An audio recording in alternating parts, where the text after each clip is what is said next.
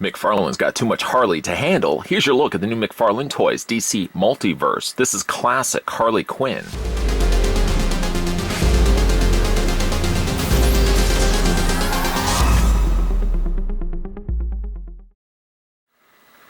When she first met the Joker, Dr. Harley Quinn was a psychiatrist at Arkham Asylum. Instead of treating her patient, she fell in love with him and became his prankster partner in crime, known as Harley Quinn. Although mentally unhinged, Harley is highly intelligent. She is a skilled gymnast, and her agility makes her an adept fighter. Like the Joker, she uses a variety of weaponized gag props in her chaos-creating crimes.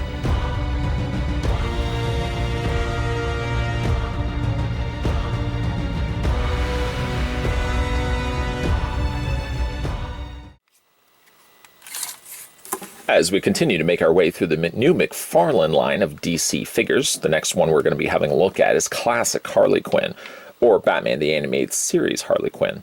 We're going to take the tape measure, we're going to put it to the very top of her cowl. There we go. According to the readout, you're looking at a figure standing 6.8 inches in height. That's pretty good. In centimeters, that works out to be 17.2 centimeters tall. And though they're really not technically of the same universe, I wanted to show you what she looked like next to Batman. Proportionately, it clearly looks like the animated subcategory of McFarlane figures seem to be going with different body proportions. You can see that she definitely has more distorted proportions, we'll talk about that in a second, than the more modern take, more realistic take of Batman that we've already had a look at here on the left. Let's talk accessories. The accessories that come included with the figure, the first and foremost, the first thing we're going to have a look at is the rather thick trading card. I've already discussed this before when we had a look at Batman. This happens to also be the exact same artwork that's depicted on the back of the packaging. Don't believe me? You can rewind the beginning of this review if you want. It's the exact same packaging. This one does say Harley Quinn in classic. However, it is actually a depiction of her from a comic book, modern take at least. It's definitely not the more animated treatment of Harley Quinn that this figure is based on. It would have been actually nice if they had used, I think, Harley Quinn from like an animated still, but I guess they want to keep the cards kind of consistent with one another. I don't know. Maybe that's the reasoning behind it. That's the other card that we had to look at with the Batman. They definitely have a very consistent look to one another. The back of the card, if you look at it, says the source as being Harley Quinn number 15.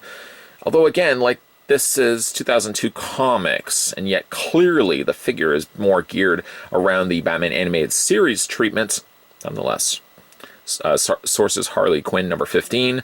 It's got the real name of Dr. Harley Quinzel. It's got her height of 5'7" and a weight of 140 pounds, along with a read-up. Read-up I used at the beginning of this intro. Yeah, it's definitely a very thick card. Nice looking card nonetheless, but sort of perplexing as to why they have to use this specific image when they're clearly gearing this as the animated treatment of Harley.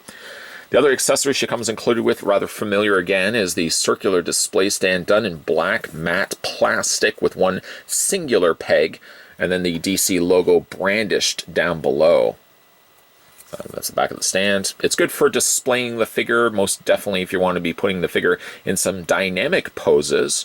Tips, and I think if I could give stars awarded to Todd McFarlane, is the fact that he would even think to include display stands, which, when you really think about it, how frequently we get these figures and how frequently from other companies we don't actually get display stands. It's something, the fact that we actually get it from McFarlane.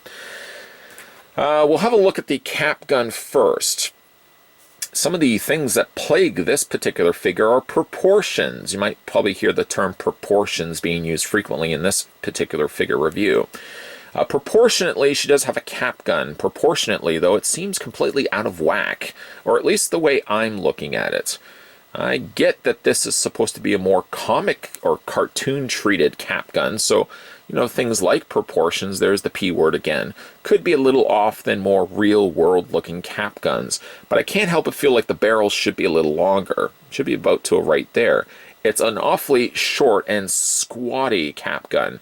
Even if it's not going to fire anything but a bang flag, at the very least, the barrel, I would hope, would be to maybe about there. And then the flag could be a continuation from that. I'm not really bothered so much that the post is very thin. You know, again, proportionately. I don't know why I'm using bunny ears for that.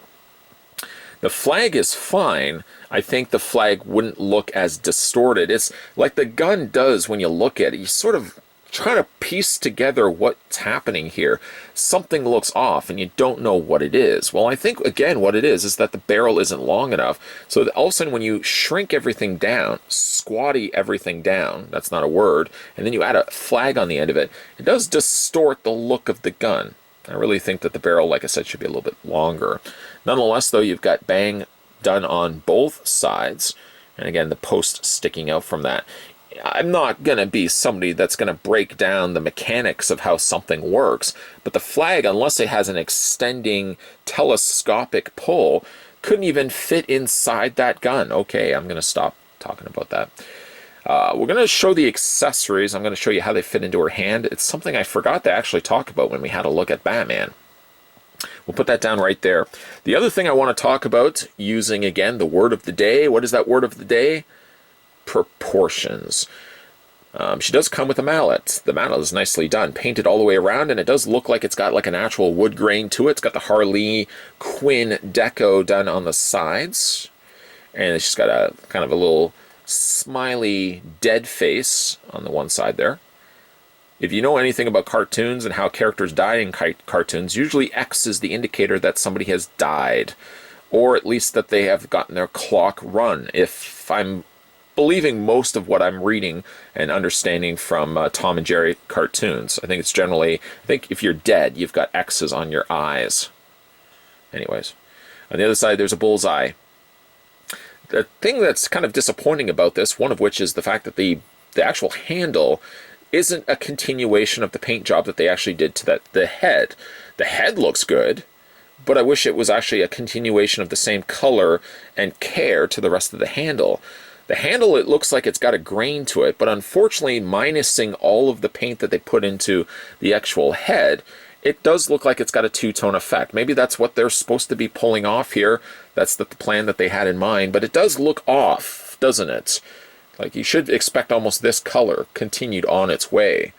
It's bandaged off into the bottom, and my biggest problem is not so much the paint. The paint, I can live with it, but the fact that the handle is too thick.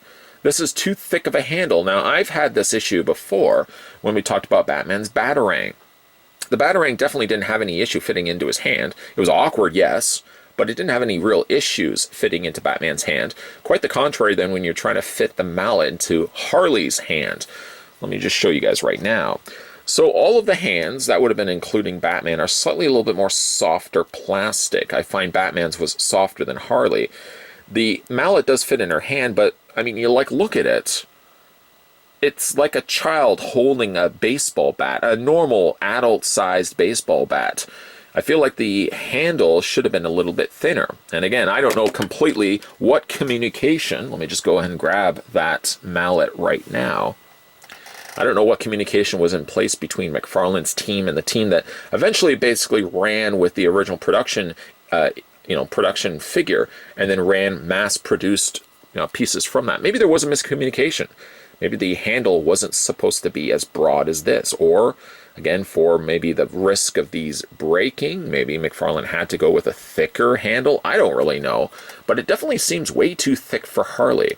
You can still get it around her shoulder, which is probably going to be what I'm going to go with look-wise. I think it just does pull off a really neat look to have her with it. But gosh darn it, that's a pretty broad looking handle. Don't worry, I'll stop talking about handle for the rest of this review.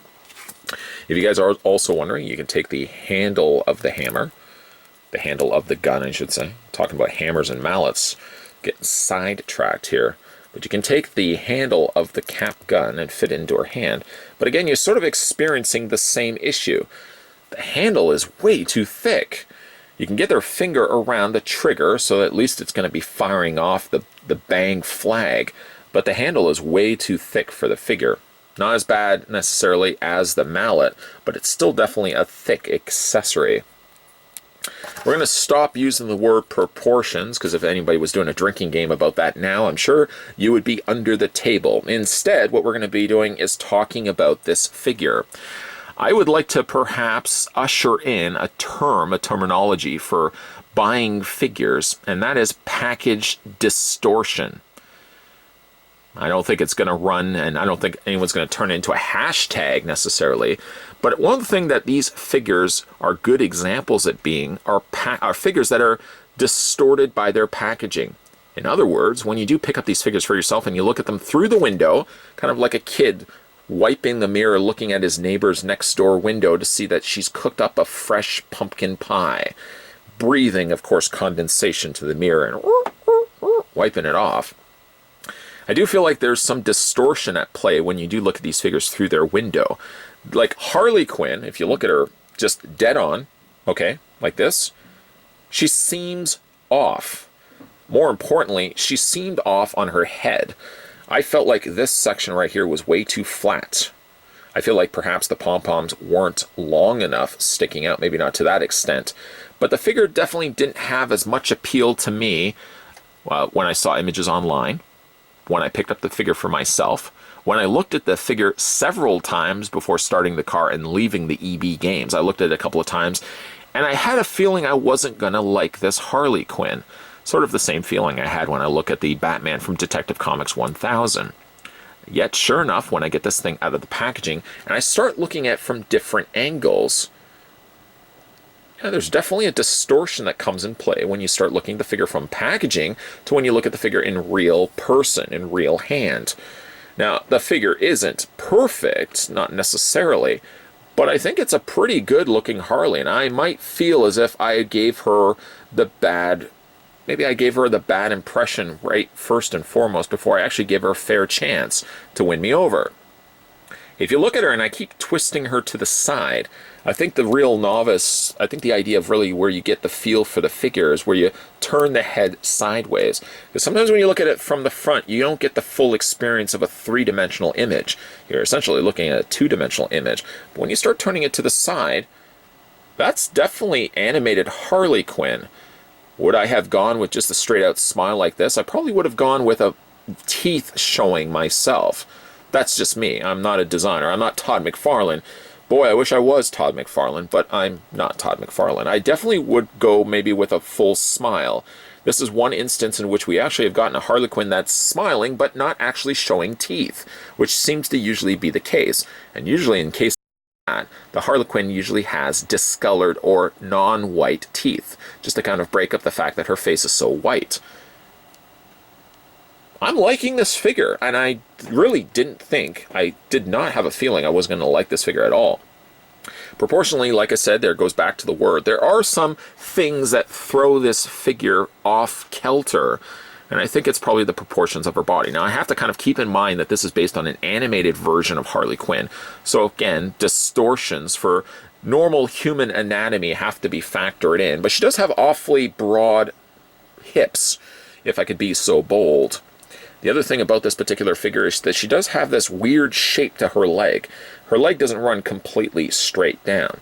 You can correct the matter by kind of bending the leg, and it doesn't look as bad. But if you straighten the leg straight, she definitely has this weird thing happening where it makes her legs look slightly bowish.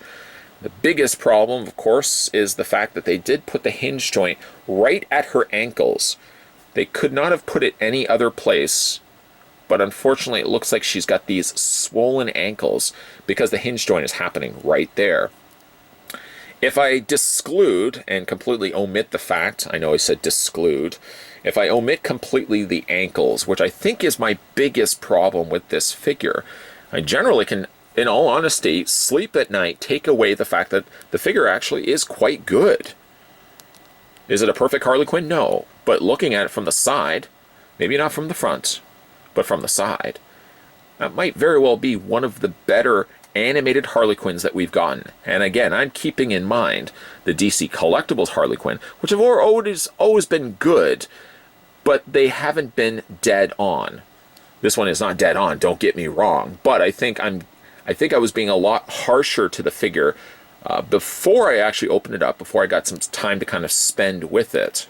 I'm really happy with how this one turned out. Again, it's not perfect, though. As for the rest of the figures, she does have the collar here, the white collar. I'm surprised that it's not made of a softer plastic. It's actually quite a dense plastic that they used for it. At least it keeps rather fitted to her torso. In inclusion to that, she also does have the frills on the ends of her sleeves, which unfortunately have a little bit of white that bleed their way into the rest of her forearms. But other than that, paint is generally quite clean on this piece.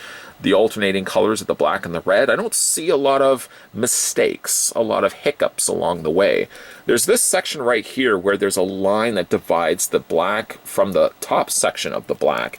But other than that, it's not too big of a deal. Like black here on her hiney, if you will, is definitely a different black from the rest of the coloring for her legs. Clearly, in this case, it looks like they probably painted this section, drawing your attention again to the back of her torso, in black paint, whereas the rest of the legs are done in black plastic. So there's a little bit of a distortion happening there, where it doesn't have the same lining up of similar blacks. But overall, like the paint, like I said, is pretty clean on this. The diamond motif of the Harley Quinn logos are done nicely in the black and the alternating red. No real issues there. Again, there's the back there section right there. Like maybe the pom-poms, this part of the cowl here, maybe doesn't have to be as wide, which is one of the things I thought the figure might have needed when I first looked at it. Yeah, there's really not a lot that I would change to this figure. It's definitely one of the better Harley Quinns that we've gotten. And again, I don't want to hashtag this because I don't think it's going to turn into a trending topic. Package distortion, ladies and gentlemen. Well, let's have a look at the figure's articulation. Her head rotates all the way around. It hinges up and down, and it rocks back and forth. As you can probably guess, she doesn't have any articulation happening there on the tops, on the red or the black pom-poms. The arms hinge outward quite generously, actually. There's nothing really standing in the way of Harley moving her arms, and you can rotate them all the way around. Again, like the collar doesn't get in the way of things. She can swivel at the biceps, she can hinge, double hinge on the elbow, and she can rotate the hands all the way around. The upper torso does have a ball joint, but the ball joint is actually located at the waist section. Then she does have a secondary ball joint at the top there, so they sort of cut it in two places, obviously up here, and obviously down below in two places, even though I know I said it only happens in the one place. She does actually have it in two places, so you get a fair bit of movement happening there. Legs split out. I don't know if it's supposed to sound like this. It feels as if there could be some ratcheted joint. One thing that's completely left off of these figures, and I'm kind of glad that they are, is that kind of ugly ratcheted joint that McFarlane puts in many of his figures. You know the ones, you know, when you're looking at right here, these little ridged, bumped articulation hinges. Luckily, they don't have it anywhere on the arms, and luckily he doesn't have it anywhere on the legs either. The legs, like I said, those split out. They do, like if you listen closely, maybe you can't even hear that, I don't know. But there's definitely something catching itself along the way. Hopefully that's going to mean a long-term, long-standing figure where I'm not going to have any issues with the legs. The legs have a double hinge on the knee, and then she does have articulation in the ankle. You can rotate the feet back and forth, you can rock them back and forth, hinge them up and down, and she also has toe articulation. There are the peg holes on undersides of her feet in either placement, which is also something that you really take for granted. Sometimes companies will actually just put it on one foot, deciding for you where you have to put the display stand. Even though this figure comes with a display stand, and even though this figure's display stand only has one peg, you can decide for yourself exactly which foot you want to display her with. I don't have too much of the issue of displaying this particular figure of Harley Quinn. I mean, once you get kind of her feet firmly planted, she definitely does not have, so far, knock on wood, she doesn't have the loose leg, loose ankle syndrome that perhaps some of the DC collectible figures have recently started showing up with having with a lot of their DC Essentials line. This figure isn't essentially everything. She doesn't have all the accessories you would think of for Harley Quinn. I guess you could still award that star to the DC Collectibles line with their animated Harley Quinn. But I think for a user-friendly stand of Harley, this one feels like you don't have to be so delicate with her. One of the problems that come also with the DC Collectibles version of their animated figures is that you feel like you really got to be careful holding them. Joints and ankles and everything else that goes along with those figures, you always feel like you're more or less looking at a display piece. They're accurate, yes, to the cartoons, but you always got to feel like you be very generously careful when holding those figures. These figures being more mass-produced and mass-circulated, I feel like you don't want to be ham-holding Harley Quinn. Maybe you do, I don't know. Maybe you do. but you don't have to be so gentle with these particular figures. Like, they feel like what you would expect with the original DC Universe figures, just so much better. Being such a big Harley Quinn fan, I was actually finding myself surprised how disinterested I was with picking up this recent release Harley from McFarlane Toys. I knew I was going to be picking up the figure anyways, at the very least, for the sake of showing you guys all the various figures McFarlane's releasing from the first wave, but there was a reluctancy based on hashtag package distortion. That's not going to pick up. That's not going to trend anywhere. I don't see the likes of perhaps Todd McFarlane using the hashtag package distortion, but it's definitely something to keep in mind. When I see Harley Quinn on the shelf, and even after I've reviewed her and liked her as much as I have, if I go into the store and I see her again in packaging, I'm going to be disinterested again. The way that she's looking straight at you kind of takes away the interest in actually wanting the figure. She benefits more actually from putting in different poses. Even putting her head in a different angle makes her a better looking figure. Does that make any sense? I mean, if she's in just a museum pose looking straight at you, there's not as much enjoyment from her as much as if you get her out of the packaging, you're posing her. Like, even here in final looks, I feel like she's a 10 times better figure than she was when she first started inside her plastic prison. And sort of that feels the same way. I feel the same way when I picked up the Batman. When he was in a boring standing pose and not doing much of anything, and I was looking at him, I was like, okay, these are decent enough figures. But it's until you put them in different poses and you get different angles and you're looking at them from different perspectives, yeah, there's a lot of love going on for these figures, at least a lot of love from me. Harley Quinn, I understand, is not a completely perfect figure. She does have problems.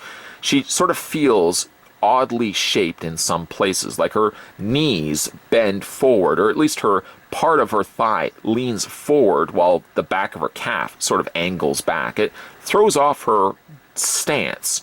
Of course, one of the big problems as well is that she has these big bubble ankle joints that really distort her lower half. I kind of wish that they would just use not even a ball joint. I'm trying to think of what else they could have done. Maybe if they had put the cuff above it. I'm not really sure what they could have done, but putting the joint where they did does cause her ankles to look swollen, like she got bitten by a bee or something along those lines. The only other thing that really throws off this figure is the sizing of her accessories. The mallet handle is way too big for her hand, and I really want to know why specifically it has to be so big, when we've seen other Harleys in the past have a moderately comfortable to hold handle. Harley's handle in this case is way too big. But again, Batman's Batarang was also way too thick. There's got to be some consistent story happening behind the scenes. I'd love to know more about that. But surprisingly enough, again, I'm a big fan of this Harley Quinn. It's only when you get her out of the packaging, hashtag package distortion, that you really do appreciate what they've actually done for this figure. If you look at her straight on, in the packaging, not as interesting, I have to admit. Getting her out of packaging, getting her in poses like this, yeah, digging this Harley Quinn quite a bit. Are you digging this Harley Quinn? You're not? You are? You're not? You are. Let me know down below in the comments section what you guys think of this figure, whether you've picked it up for yourself or based on this review, and hopefully the reviews that I'm doing are extensive enough that if you are certainly on the fence, like I was on the fence of picking up Harley Quinn. I know it's a silly thought to be on the fence about picking up an animated Harley, but if you were on the fence yourself, hopefully a video like this has been a little bit of a help for you guys. Let me know what you guys think of animated Harley Quinn, even though she's called Classic Harley Quinn. Let me know what you can think of the figure down below in the comments section. If you are new to this channel, long-time viewer, never got around to it, it's okay. It happens to the best of us. Make this the year, 2020, make this the year of change. Positive change in your life, positive change to your career, positive change for following your favorite YouTube reviewers on YouTube. Make sure you hit that bell notification, make sure you hit that subscribe button, and make sure you periodically head on over to the homepage and see if there's any videos that you may have missed along the way. We're, of course, going to continue our looks through the McFarlane Toys Multiverse figures, whether it be the classic cartoon-inspired figures, whether it be the comic-inspired figures, or whether it be the Build-A-Figures. Yeah, because there's going to be a Build-A-Figure line as well. We're going to be building the Batmobile How cool is that? Definitely keep your peepers peeled, members of the mob, and stay tuned to this channel because there's going to be a whole lot of videos coming your way. As always, thanks for watching, and I'll see you guys next time.